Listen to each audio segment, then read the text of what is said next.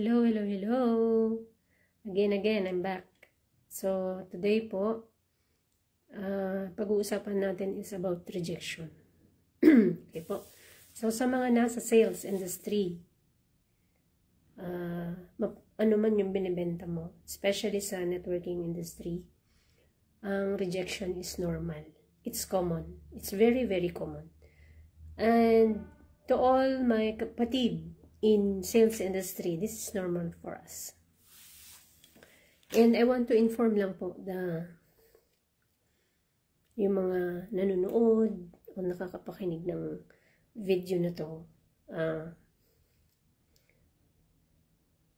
For example po, meron kang nakilala and someone is presenting you a business, a product, or a service, and you reject her or him. So, sa amin po, sabi ko nga kanina, it's normal. Ang hindi nyo po alam, yung pagre-reject nyo po is, hindi naman po kami yung ni-reject nyo eh. Pinapakitaan namin kayo ng magandang negosyo, magandang serbisyo o produkto, pero tumatanggi kayo. Ang point po namin is, we are giving you a opportunity na pwedeng makapagpabago, makatulong sa buhay nyo ng isang bagay o isang produkto o isang serbisyo. Pero tinatanggihan nyo po. And, uulitin ko po, hindi po kami yung tinatanggihan ninyo. Kundi ang tinatanggihan ninyo is yung sarili ninyo na mabago yung estado ng inyong pamumuhay, or in terms of health naman, especially po yung mga nasa nasa health and wellness industry, yung mga produkto pong inaalok sa inyo is alam nilang makakatulong. Kasi bakit po? Lahat po yan is may training, may equivalent training po lahat yan. Pinag-aaralan po yan, yung lahat ng produkto na yan, kung para saan yan at kung paano nakakatulong sa health ng isang tao. So once na nilapitan po kayo, ibig sabihin, alam niya, alam nung sales agent, alam nung nagbibenta ng produkto, na pwede siyang makatulong sa inyo in terms of your health. Sa negosyo naman po, alam namin, especially sa mga nasa network marketing industry, kaway-kaway, mga kapatid sa network marketing, alam na po namin na dito sa industriyang ito, yung mga ordinaryong tao na katulad ko, pwedeng mabago yung buhay at matupad yung pangarap na pinapangarap nila. Tatapatan lang po ng sipag. Okay? So, uulitin ko po, kapag inalokan ng negosyo, tinanggihan mo, hindi namin po yun kawalan. It's your loss. Bakit? Pinakitaan namin po kayo ng magandang oportunidad, pero tinanggihan nyo. Okay? So, ulitin ko, hindi kami yung tinatanggihan nyo, kundi yung sarili niyo na mabago. Same as sa produkto.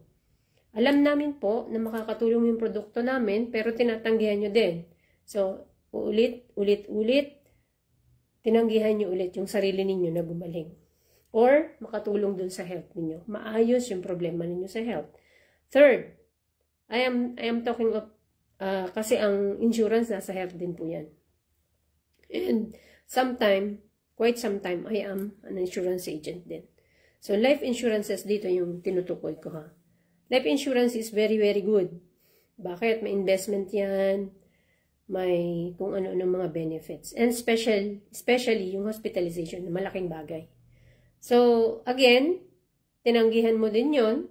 So, hindi yung insurance agent ang tinanggihan mo, kundi yung sarili mo din na mabago yung buhay mo. So, rejection po sa amin, para sa aming mga sales agent, nasa network marketing industry, nasa sales industry is normal. Kasi ang amin pong katuwiran dito is, we are just educating you, we are just giving you the opportunity na makita ninyo yung magagandang mga oportunidad na nilalatag namin sa inyo. It's up to you to decide. So, para sa amin, hindi namin kasalanan na mag-share ang kasalanan namin is yung hindi namin maipakita sa inyo ang isang magandang pag-opportunity. Okay?